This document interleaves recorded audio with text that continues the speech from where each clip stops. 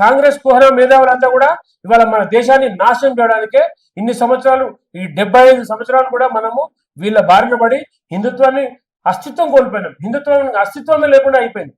ఇవాళ చూడండి, హిందుత్వం కోసం మాట్లాడితే కేసులు పెడతా ఉన్నారు, హిందుత్వం కోసం మాట్లాడితే మమ్మల్ని దాడులు చేస్తా ఉన్నారు. హిందువులని ఇవాళ ఎట్లా ఎట్లా గుర్తించారండి వాళ్ళు హిందువులని? బట్టలు కూడా తీసి కాల్చి చంపారు. అసలు ఇది మానవ చర్యనేనండి? రాక్షసులు కాదా?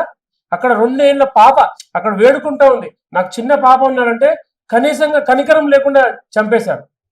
కేవలం మతతత్వం మీదనే, కేవలం మతతత్వం మీద.